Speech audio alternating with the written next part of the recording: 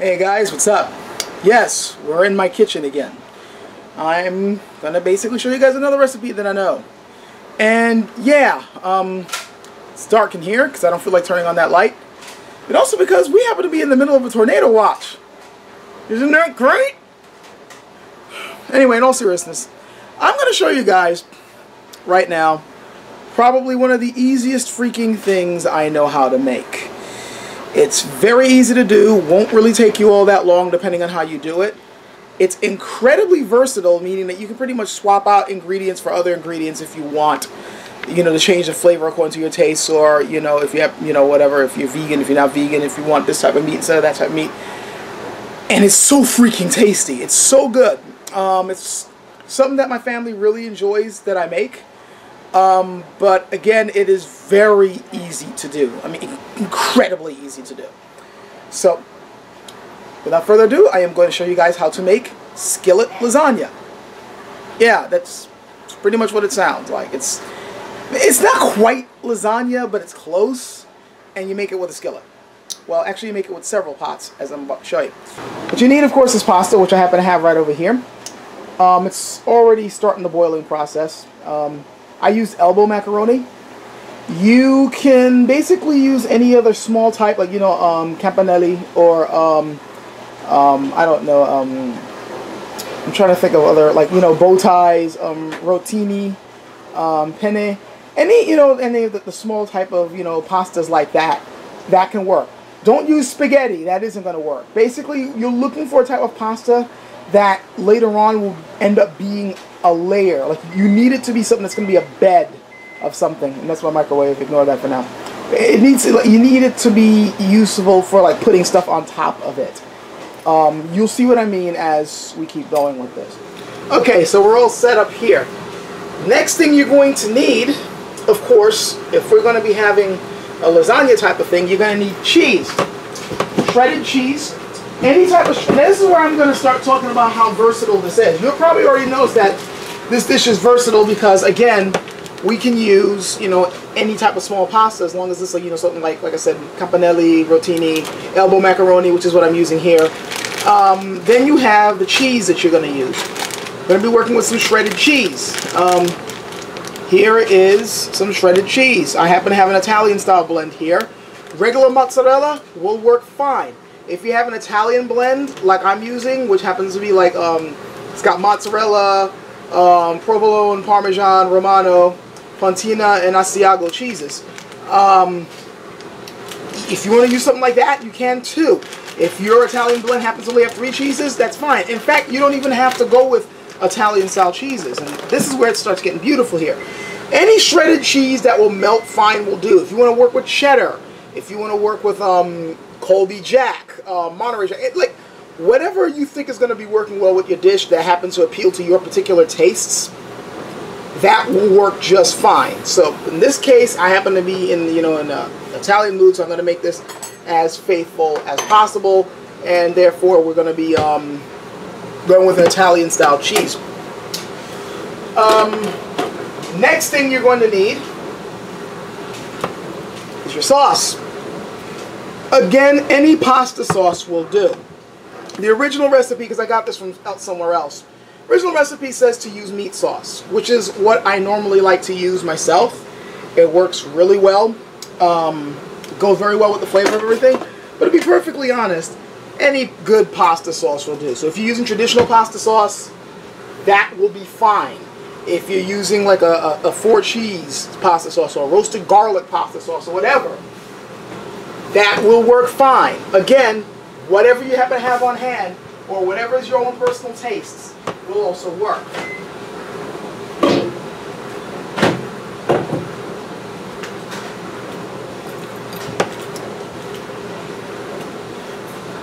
Now, the next thing you need is ground meat. Well, actually, the original recipe calls for sausage. Okay? I have found by modifying this recipe and messing with it that it doesn't have to be sausage. Like, first of all, if you know you don't like pork sausage, work with beef sausage. If you don't want to use beef sausage, use turkey sausage. But it has to be the type of sausage that, you know, has the ground up casings. Well, the ground up meat inside a casing. I'm sorry about that. That's what you need to use. If the meat you're using doesn't have that, then it's probably not going to be the right type. Now, notice what I pointed out here. It's basically the sausage is ground up and put inside a casing. That means if you don't want to work with sausage, or you don't have any, but you got ground beef or any other type of ground meat, that's going to work too. In fact, just about every time I've made this dish, I've made it with ground beef. I did not make it with sausage, though I'm pretty sure it tastes very, very good with sausage. It's just not what I'm working with here.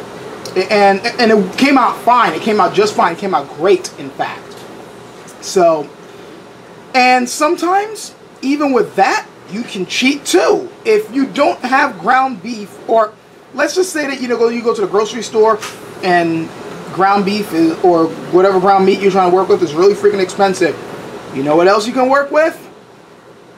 Meatballs. Well, these are shredded up meatballs, but that's what we're working with tonight. I've done that before. Like, I had like a bag of pre-made meatballs that I got really, really cheap on sale. And hey, it's just ground beef that's been rolled up into a ball, right? Or whatever ground meat. Some meatballs are made with a mix of pork and beef. Though in this case, believe I'm working with turkey. I don't remember. Any ground meat, again, will do. Now, if you are vegetarian or vegan, well, actually, if you're vegetarian or vegan, you probably can't do this anyway because of the cheese. Well, vegetarians, yeah, they can do the cheese, I think. And vegans, I always get it wrong. Those of you who are, you can correct me, but those of you who can't eat cheese, this probably cannot work for you. Though maybe, I think there are some like non-dairy cheeses out there, like, you know, substitute cheeses that can melt. Maybe you can work with that. What was I going to say? But anyway, what I was going to say is, for those of you who don't want to work with meat for whatever personal reasons, tofu, of course, will work fine. Tofu, or, you know, is one of them things that you can substitute for meat pretty easily. So you can grind the hell out of that and spice it up to taste like meat or whatever, and throw it in the mix. Now, if you're working with raw meat, like if you're working with, you know, sausage that's not pre-cooked, or if you're working with ground beef that you got to cook up, then what you're going to need to do is to fry it up a little bit. Like, you know, take out your ground meat, or, you know, open up your sausage and dump the contents out, and you're going to want to kind of grind that up. And you want to, like, put it in a skillet or a saucepan and just heat it up real good so it's just about cooked. And then that's when you're going to pour your pasta sauce over it. Now, since I'm working with meat that's already been prepared, I generally do the opposite. Like, I'll throw in the meat first, and then I'll throw in the pasta first, and then the meat. Though it could probably go the other way around. It's just that the meat's already cooked, so there's no reason for me to brown it first before I have to throw the sauce. But some people might think that putting in the meat first and frying it up a little bit and then throwing the sauce is probably going to help put that flavor into the sauce better. But you're putting the meat in there anyway, and you're going to be heating it up anyway, and the flavor is going to get in the sauce no matter what, so whatever. But again, this is a very versatile recipe, so, you know, little steps like that and altering it a little bit is not really going to affect the whole meal all that much, as long as the main basic steps and the main basic ingredients are, you know, done the right way. So as you can see, this thing has been boiling for a while, so the pasta is most likely ready by now. The reason why I haven't done anything yet is, while I've been yapping, I have been busy smashing all of these meatballs so they can be mixed up. You want this all crumbled up so that it blends in perfectly with the sauce. You don't want, you know, big chunks floating around the sauce, because you want it to be pourable, and you want the meat to be ground up and broken up. Now, you know, you can only break this up so much with, you know, a fork or your hands, or however you're going to be doing it. You can only do so much, like, you know, when you're breaking it up with your fork or your hands, or however you happen to be doing this. But when you're putting it in the sauce and you're going to slowly, you know, like, simmer it in there, the heat and the sauce is going to help break it down and do the rest. So let's move on to that step. That's going to be the next step now. We're going to be draining the pasta, and we're going to be, after we're draining it, we're going to prepare the sauce and the meat. I normally have the sauce and the meat prepared by now, but I'm yapping and I'm busy, you know, chatting and talking. I'm not in like full machine mode here, like the way I normally am when I cook. So this is taking a little bit longer than normal. So bear with me, okay? Okay, so we just drained this, and I'm putting that there on the side for now. Now what we're going to do is, you know, like I said, put this on the side, it's over there, and this, we're going to be putting our sauce in, and first we're going to dump in our crushed meats.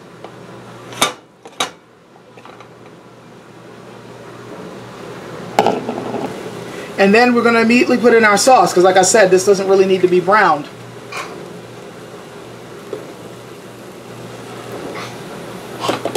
And we're just basically going to heat this sucker up. Okay? Going to heat this up. Now we're going to just get that in there and help that meat break down. Like I already broke this down as much as possible, like with my hands and fork. And again, if you're using your hands, make sure your hands are clean. When you're cooking, stay clean. Remember, people got to eat this shit. Or if you don't have a family, remember, you got to eat this shit. Do you want to eat something that's contaminated? No, I didn't think so. So, your hands clean. And basically, if the meat you have is still in big chunks, just try to help it along and break it down. Don't have the fire too hot, by the way. Medium to low heat is good when you're doing this, because you're not trying to boil the sauce. You're just trying to heat it up. Okay? Just trying to heat it up.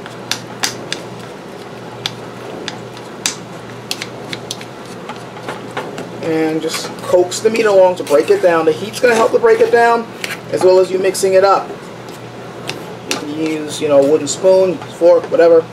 But you want, you know, to let this simmer.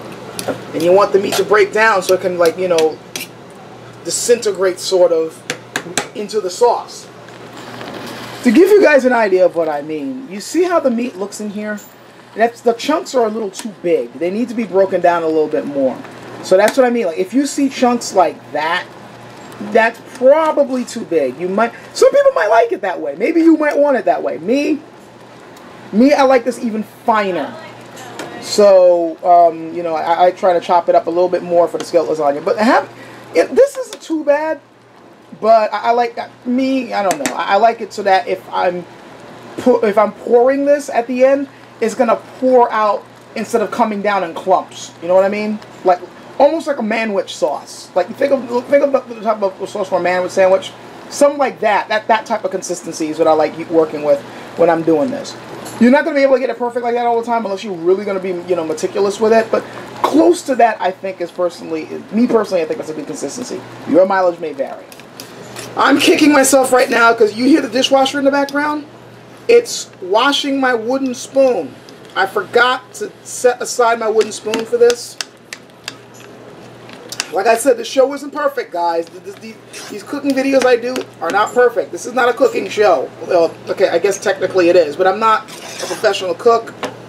This is just me cooking at home like the normal peoples do.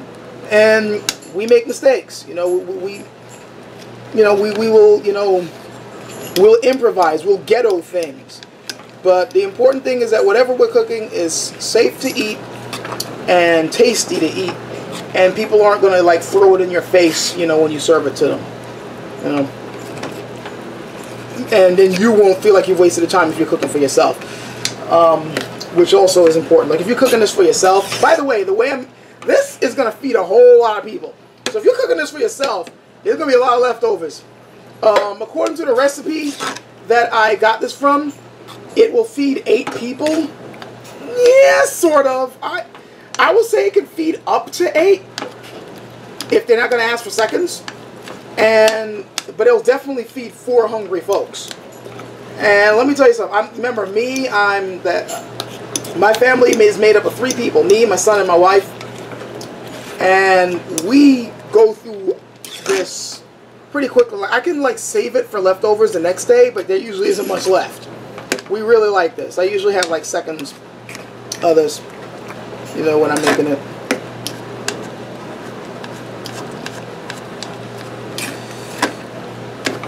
Okay, I think I'm going to get this as close as possible. It's not exactly at the manwich consistency I want it to, but it's kind of close.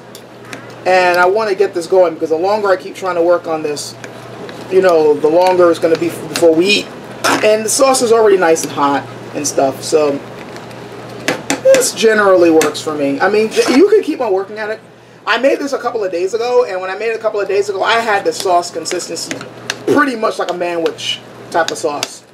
I mean, I had that stuff ground down. But I wasn't working with the same type of meat that I'm working with here. I was working with beef, and beef kind of crumbles a little bit easier than turkey does. So, yeah. In fact, maybe if I had fried this up a little bit, that probably would have helped it to break down more. Now I'm thinking about it, but it's too late now. Oh well, chunks aren't going to hurt. Alright, so, now here comes your decision. How are you going to put all this together? You're wondering, what do you mean? Notice this is called skillet lasagna, okay? Because normally, you would make this in a skillet, right? Okay, here's the problem. See, I've made this in a skillet before. In fact, I've made it in that skillet right there. And here's the thing. You have to cover this up for the final phase. And depending on how you're piling this up, the food is probably going to go up higher than the skillet. And if you don't have a lid that can accommodate that, you might have a problem. So, for those of you guys who are having a problem with that, it's okay to cook it in something like that. And in fact, the first time I ever did this, I cooked it in a pot like this.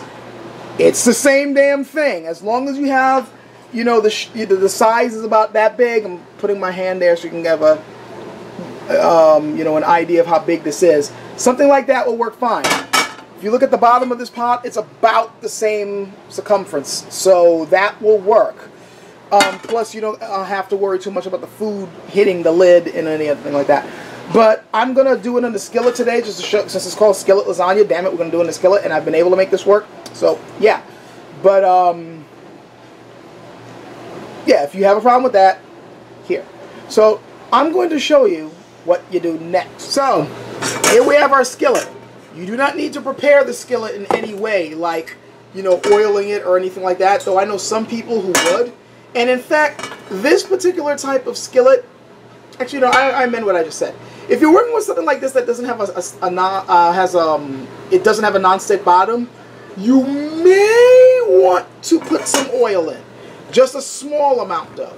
Just enough so that you don't have to worry about the food sticking to the bottom all that much. Though, to be honest, if you don't have the fire too high, you don't really have to worry about that. But it's something to consider. And plus, considering, you know, putting a small amount of oil wouldn't hurt. So I'm going to err on the side of caution here and put a little bit of olive oil. I did that last time I used this frying pan, this skillet, and the food came out great. So you don't want to overdo it. Just enough to coat the bottom. Again, you're just coating the bottom. All we're doing is just coating the bottom of this. You're not trying to deep fry your freaking pasta. You're just making it so it doesn't stick.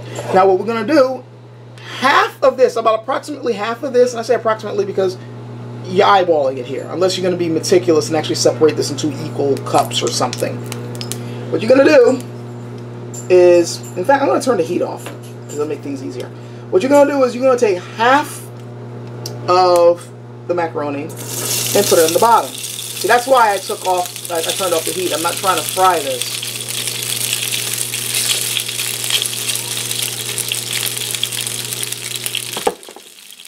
And you want to spread that out.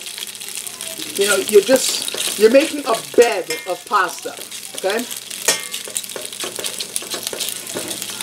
You're just making a bed of pasta, a layer of pasta, okay? And some of you guys have already figured out why this is called skillet lasagna. Because just like lasagna, you're making layers of different things. And in this case, the first layer will be the pasta. This is what the rest of the food is going to rest on.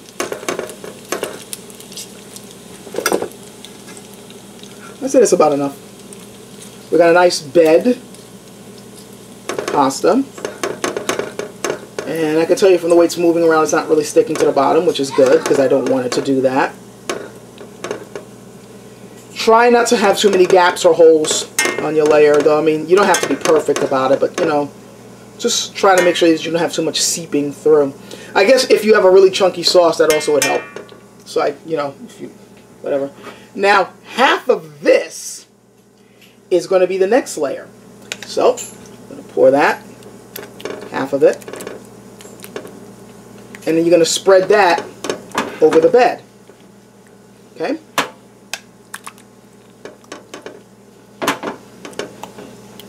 Again, this is really freaking easy to do. Think about it. All I did was boil some freaking pasta and heat up some sauce and put some ground up meat in it.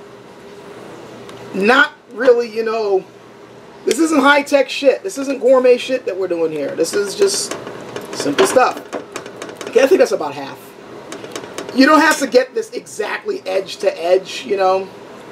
Don't worry too much about that. It's going to spread anyway. Like something like this is fine. Now, you're going to get your cheese and you're going to put a cup's worth of shredded cheese as the next layer. Now, if you really love your cheese and you really don't care about diet food, you might want to get away with, say, maybe you can get away with putting like a cup and a half worth. It'll make it really cheesy. I don't really recommend doing 2 cups, but then again, I haven't done that, so who knows? Maybe you can get away with 2 cups. But, you know, you're not trying to overdo it. You know, you're trying to make this cheesy, but let's not get stupid. You know what I mean? That's how I feel. So, again, we're going to make a layer of cheese, and we're going to do that. Okay? Layer of shredded cheese. And again, it could be any shredded cheese you want to work with.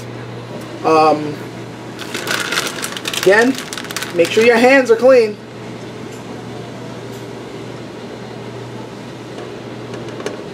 There you go. One thing I forgot to do, but then again, since the shredded cheese has that ingredient, I'm not worrying too much. But one thing you might want to do before you put the 3rd layer of cheese on, you might want to, if you have some Parmesan, like, you know, spreadable Parmesan cheese, like, you know, the type that's in something like this, you know, like in a container like this. I don't know if you can see it because it's kind of dark and stuff.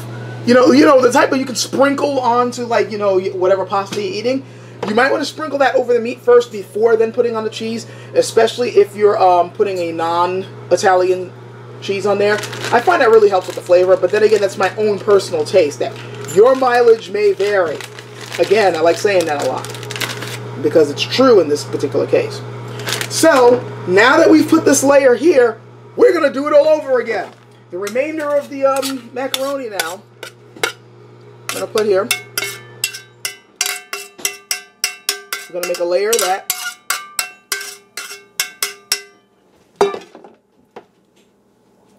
Be careful spreading this. You don't want to mess up the layer you got below it. So we got our nice little layer of, whoop, shit. Got our layer of macaroni. I think I hit the camera.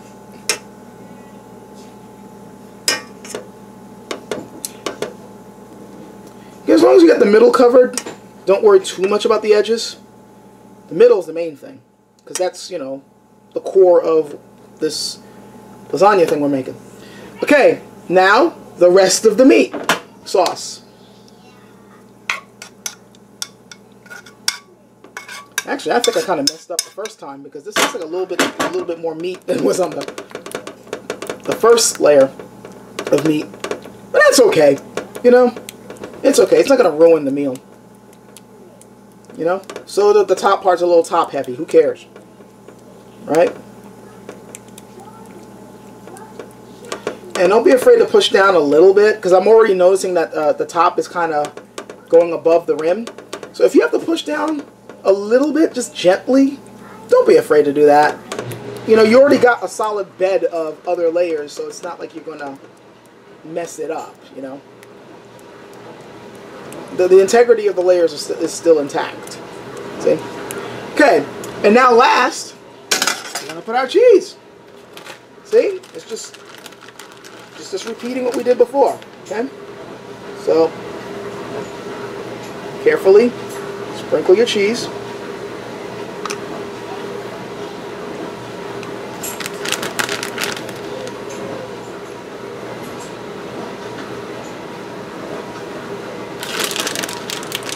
Now, one thing I'll admit that I like doing is putting a little bit more cheese on the top layer than I do on the first layer of cheese, because it's going to be the thing that coats everything.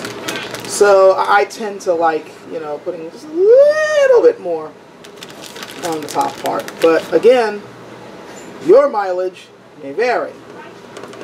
And I'm not exactly making diet food here. This isn't diet food, period. Alright, so yeah, just that warning. And now, this is what, oops, sorry. And now, this is basically what it should look like, see? And now what we're going to do is we're going to heat this sucker for about 10 minutes, I would say.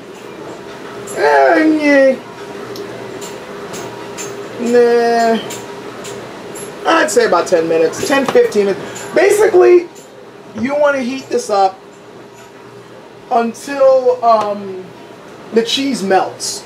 Once the cheese has melted and you're seeing the sauce bubbling up, you're done. Don't overdo it or you're going to end up with a crispy critter instead of a really tasty meal. So, we're going to put a lid over this, right? And as you can see, it just about made it. It's not touching the lid. The food's not touching the lid. So you turn on the fire, make the fire like mid to low. I would say more like a low medium heat. And keep your eyes on this. And when the cheese is melted all the way and you're beginning to see a little bit of a bubbling up of the sauce, that's when you know you're ready. And again, don't make that sauce too hot, because even though we've greased this so that the bottom doesn't stick, high heat's still going to burn the crap out the bottom, and then you're going to end up having to scrape the damn thing out. And you don't want to do that, do you? So, monitor your heat. Make sure it's like a low to medium heat, like a lowish type of heat. Not too low, but you know, just enough to get things hot in there. And we're going to come back when this is nice and melted. Alright guys, that is looking good, isn't it? And that is done. It's pretty much done. You see how, like I said, on this side, I don't know if you can see it on this side. I'm going to tip it a little bit. You see how the sauce is bubbling a little bit? That's what I meant. But it's not burning. You don't want it burning. It's just bubbling. And the cheese is melted.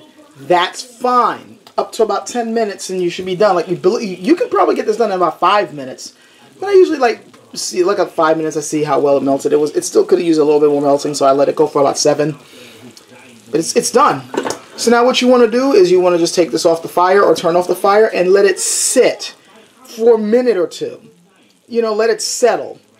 And then that's when you serve it. And you basically serve it the way you would serve, you know, lasagna. Like you would cut a piece out and, you know, give it to them. Now, I'm going to be serving this with salad because I would like some vegetables, you know, to serve too. So I'm going to be serving it with some salad on the side. But I'm going to let this sit for a bit and then I'm going to, like, you know, show you, you know, just cut a chunk out so you can see what it's like. Okay, so it's all settled. And now it is time to serve. I would, of course, advise you guys, if you're going to be serving, to serve on a plate and not in a bowl like we ridiculously do over here. But we happen to like our bowls, so I'm serving this in a bowl. But this would probably work better on a plate. But just to show you guys the finished product and how easy it is. Like, again, this looks gorgeous, doesn't it? And you don't have to worry about shoving this in an oven or anything like that, like if you're working with, you know, actual lasagna, and yet it's going to taste freaking awesome. I can tell you that much. It's one of our favorite things to eat. So, you know, we just cut into it with a spatula, which is what I'm doing. I'm going to cut another nice big chunk, almost like pizza, you know, it's in there. Cut into that. And just scoop it out. And will you look at that? Don't that look good? You can see the layers and everything. And just plop. And there you go. Now, of course, you know, it's not exactly lasagna, so it's going to fall apart a little bit. It would be even worse if you were, you know, if you had served this immediately after cooking it. That's why you want it to settle a little bit so it can kind of, you know, congeal a little bit and, you know, just kind of form up a little better. But you can still see the layers. Like, you know, you can, you know, see the end of the cheese and the macaroni and the meat and the cheese and all that. And, oh, it is so freaking good. This ain't diet food, though. I'm going to tell you that right now. And the thing I really like about this is that, again, this is a very versatile dish. you can put in what you want. Like if you didn't want to work with beef, you want to work with pork instead, you can. If you wanted to work with tofu, you can. If you wanted, instead of using Italian cheeses, you wanted to work with Colby Jack, you can. It will still work. The main thing is you need a layer of pasta, like something like I said, like the available macaroni is fine. Though if you wanted to work with rotini or you want to work with caponelli, that works.